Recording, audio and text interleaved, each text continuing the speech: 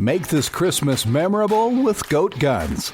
Get the coolest miniature gun models for your collection. From historical classics to modern weapons, we have something for every firearm and hobby enthusiast. Surprise your loved ones with the gift of Goat Guns, the perfect blend of quality and detail. Shop now and spread the joy at goatguns.com.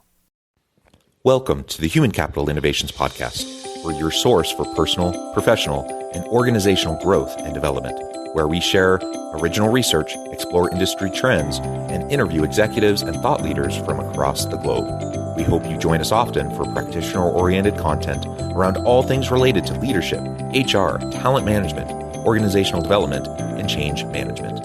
Maximize your personal and organizational potential with Human Capital Innovations Podcast.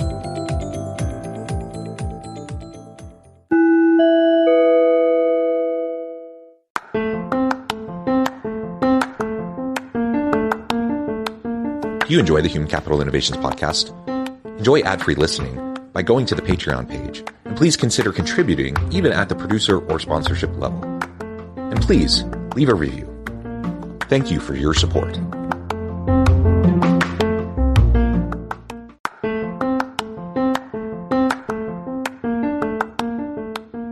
Welcome to the Human Capital Innovations Podcast. In this HCI Podcast episode, I talk with Ahva Sadeghi about utilizing remote internship programs to feed an overall DEI strategy.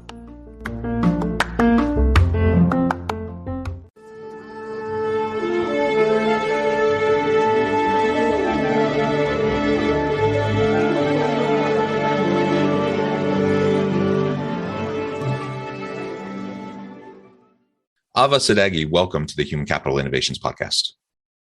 Hi, John. Thank you so much for having me. It is a pleasure to be with you. You're joining us from New York.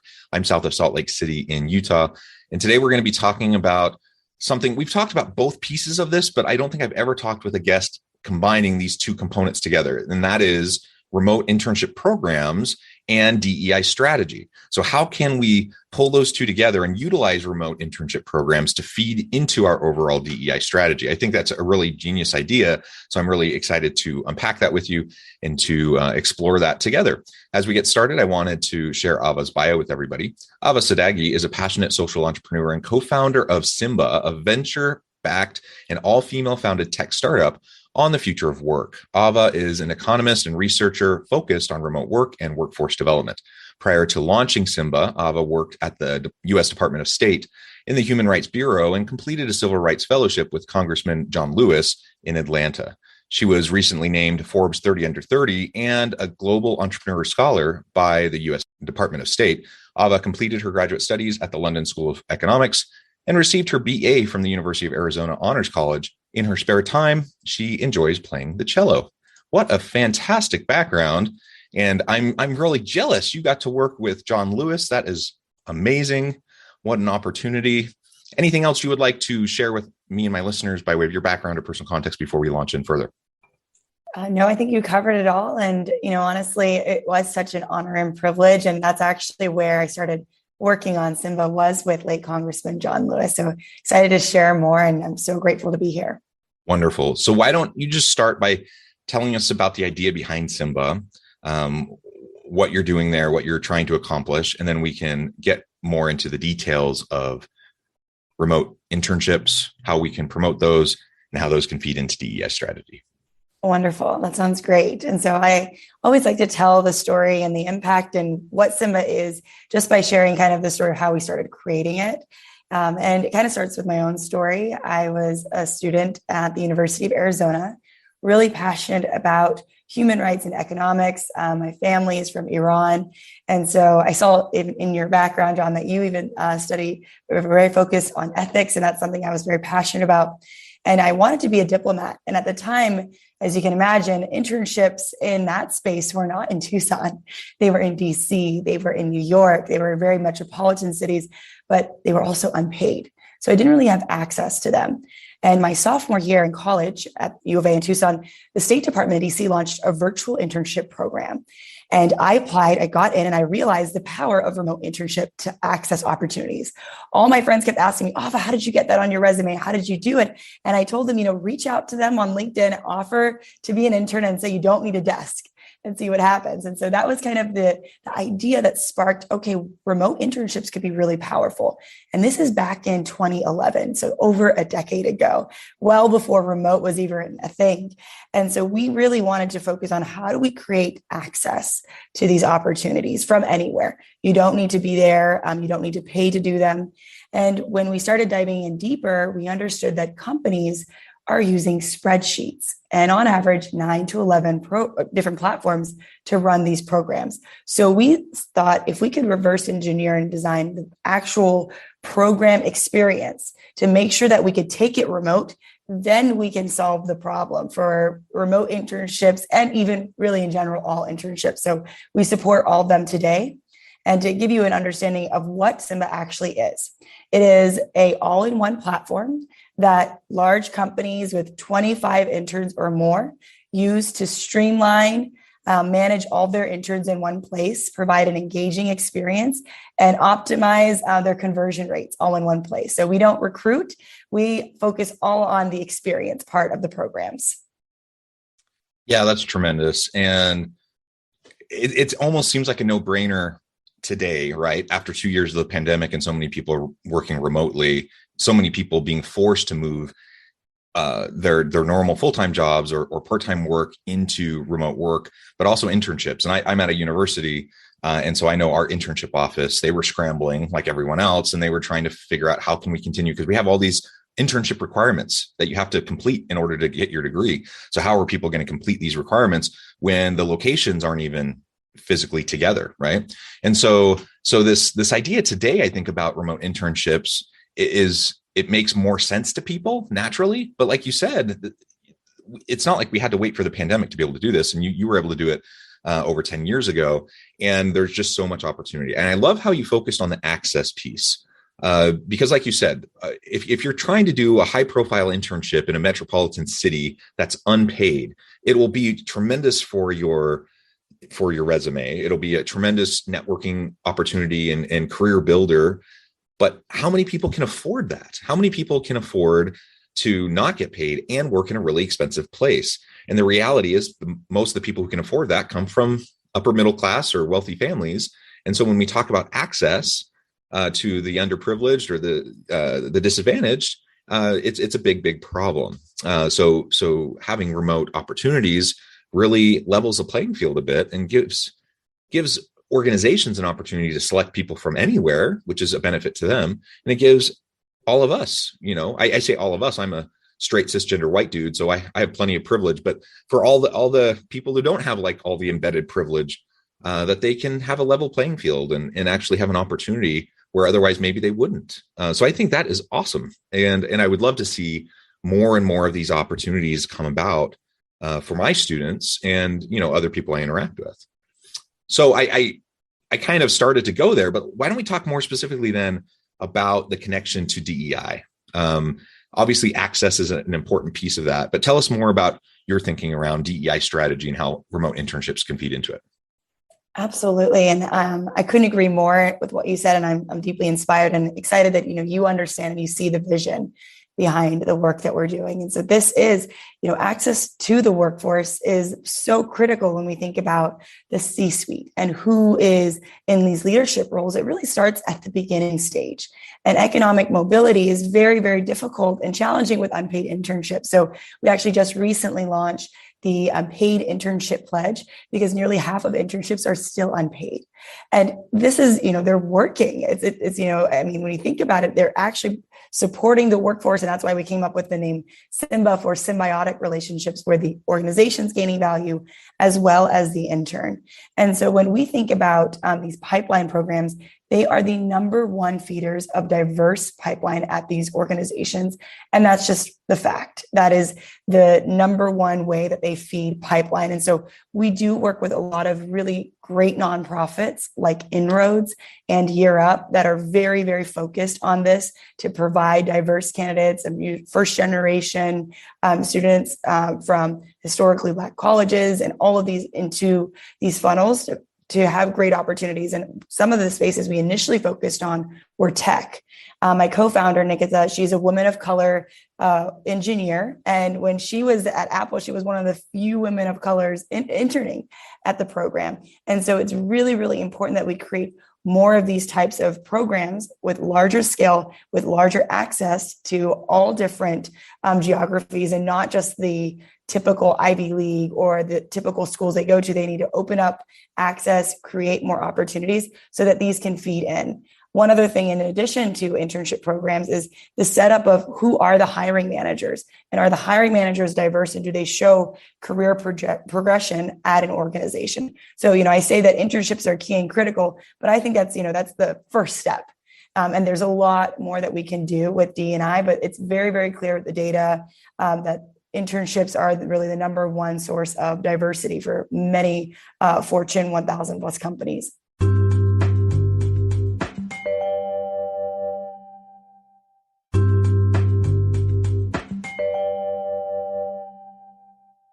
Yeah. And it's because they get a trial run, right? You get a trial run with these employees.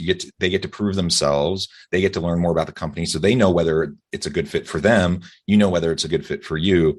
It's a no-brainer. So it's a really great way, far better than going through like an intern or an interviewing process. Like having an internship, that is really going to show whether or not someone fits, whether or not they can do the work, whether or not they can be productive.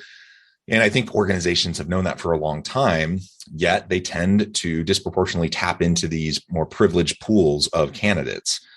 So this, again, leveling the playing field, providing access, that's all awesome. And I love the paid internship pledge. That is so important. I at the university, so I lead a program. I'm a department chair. And so I deal a decent amount with internships in the internship office on campus and trying to help students in my programs get internships. And I have employers contact me directly sometimes, and they say, hey, we need an intern for this or this or this. Do you have any good students? Blah, blah, blah. Right. That's great. And I love having those conversations, and I love helping line up opportunities for students. I have to admit, especially in this labor market, when an employer contacts me and says, hey, I have an opportunity for 2 students. Who can you send us? And I ask, well, how much is the pay? And they say, well, it's an unpaid internship. My response is, sorry, I'm not going to pass this opportunity along to my students. I don't really care even what the organization is. The reality is the bigger organizations do usually provide paid internships. But, if they're not offering a paid internship for someone who's going to be doing meaningful work for them, then that's a problem. And I think my students deserve better. And so having, this pledge towards paid internships is fantastic. It also, I think it increases the chances of the student and the employer having a meaningful experience. So gone are the days where you have an internship where you go and like make copies and get coffee for people and go on a lunch run. Like you might do some of those things, but internships today should be substantial, meaningful learning opportunities where interns are doing real work. And if employers can see that and they recognize, oh, this is actual real quality work. These are students who have either completed their undergrad studies or are somewhat far along in their undergraduate studies. They have preparation, they have knowledge, they have skills. We're going to tap into those. If they do that, then it can be a win-win valuable opportunity. And then it's a no-brainer to have paid internships. So I think that pledge is fantastic.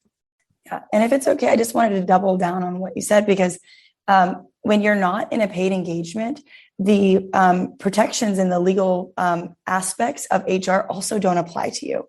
So there's another added level of, if you're not a paid intern, you also aren't protected legally.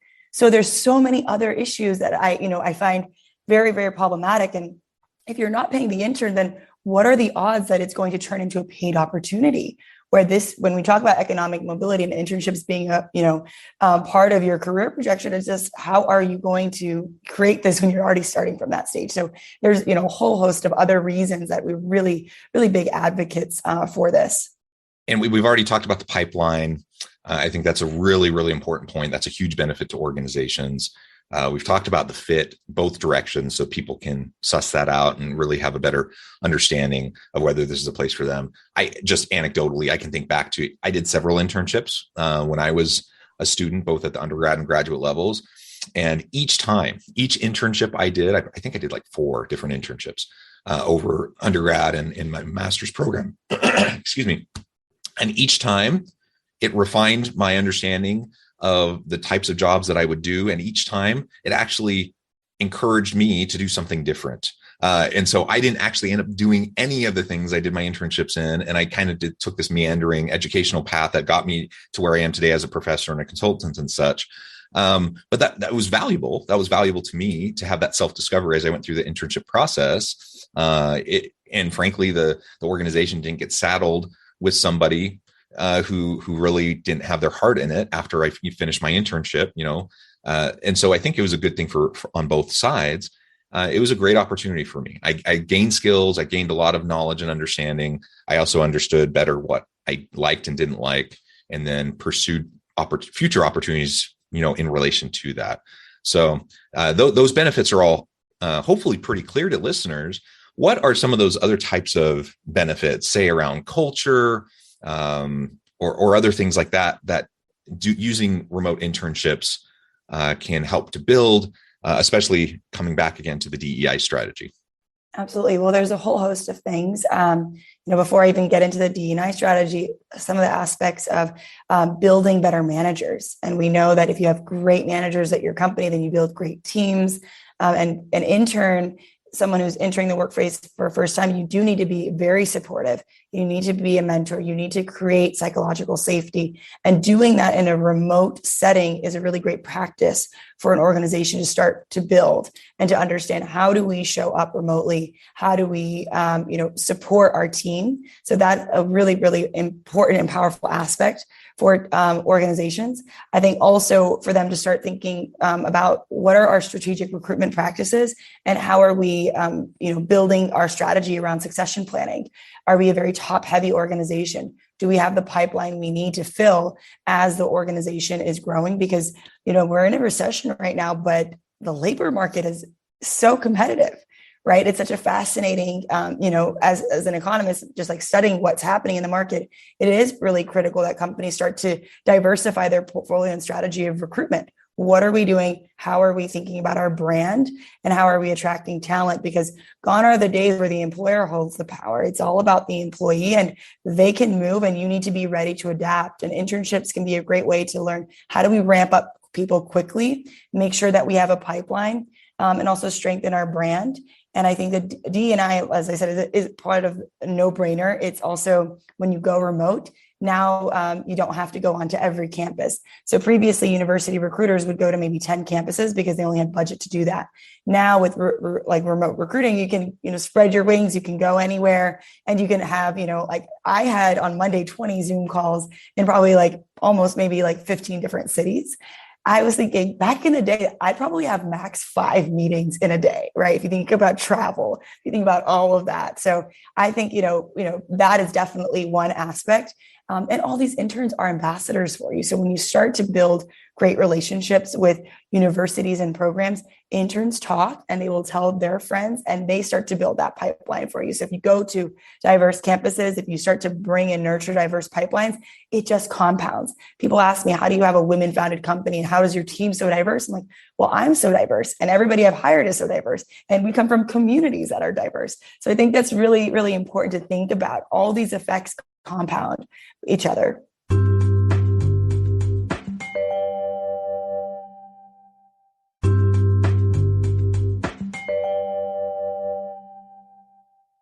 Yeah. And on the one hand, DEI is tough, and I get it. It's sometimes a fraught, messy kind of place, and the conversations can be sometimes challenging. And I get that it can be hard to move from, diversity, getting diverse people around the table, to equity, to where you actually have equal and equitable opportunities and systems for everyone, to actual cultures of inclusion. I understand that can be a hard transition and shift for people on the one hand. On the other hand, as you just described, it's also not rocket science. You just make it a priority and a focus. You open your net and you create a bigger pool of potential candidates.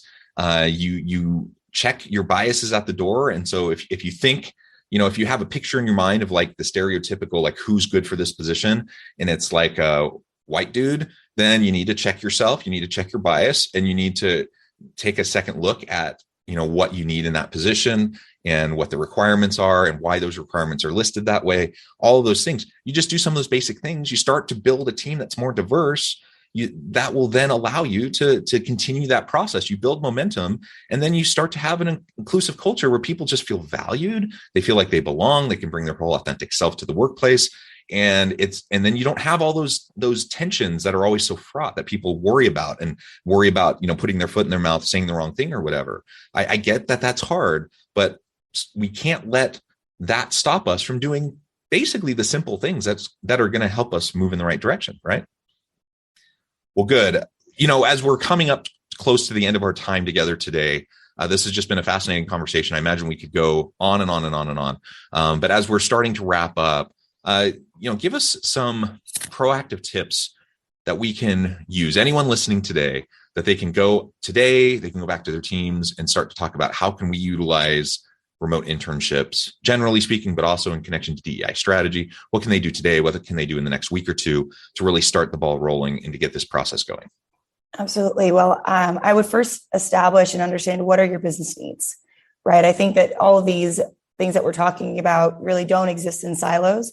You should really understand what are our business needs, what are our hiring goals, and what do we need in order to be successful. And if you're part of the engineering team, understand what does that look like? What are we expecting to grow? And so first, establish that, have really key conversations.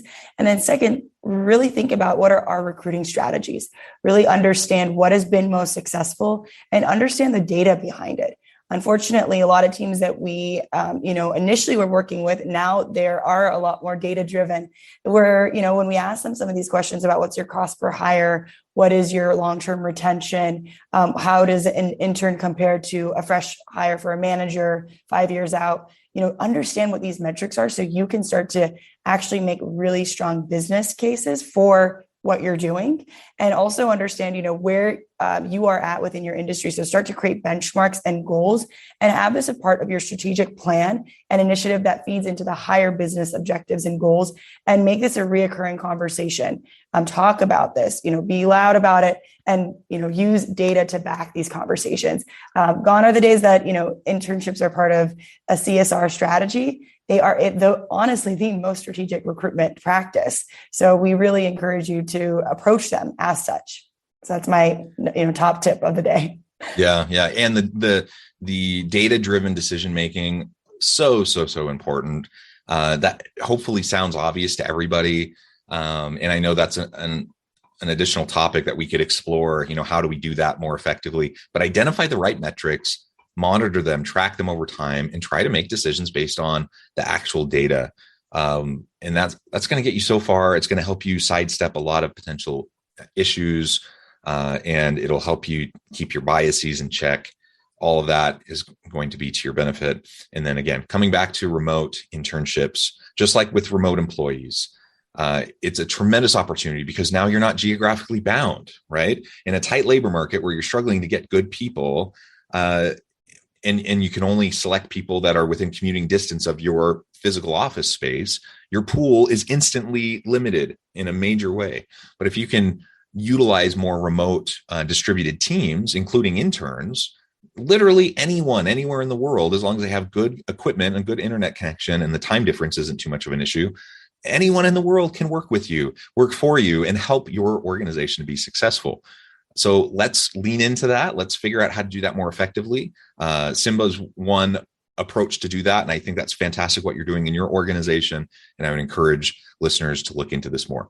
Well, Ahva, it has been a real pleasure. I know at the time I need to let you go in just a minute, but before we wrap up, I wanted to give you a chance to share with listeners how they can connect with you, find out more about your work, your team, and then give us a final word on the topic for today.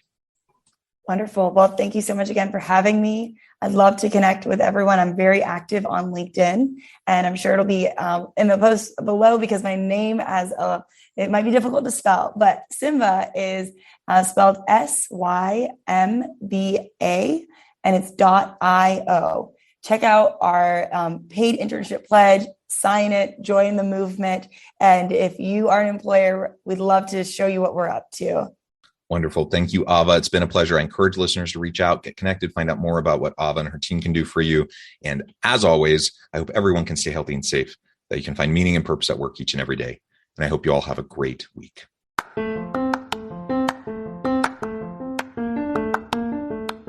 Do you enjoy the Human Capital Innovations podcast? Enjoy ad-free listening by going to the Patreon page, and please consider contributing even at the producer or sponsorship level.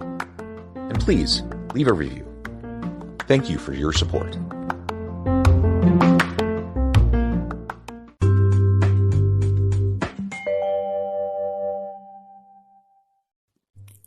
Thanks again for joining us for this episode of the Human Capital Innovations podcast.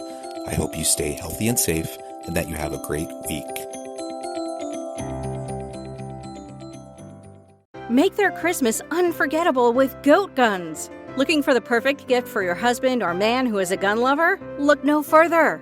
Goat guns are the greatest gift of all time miniature gun models. They are the perfect blend of quality and detail. From pistols to rifles, there's a goat gun for every collector, history buff, or gamer. Whether for display or for a fun collecting hobby, goat guns will bring joy and excitement to him. Surprise your loved ones this Christmas with a goat gun, the ultimate gift that won't disappoint. Shop at goatguns.com.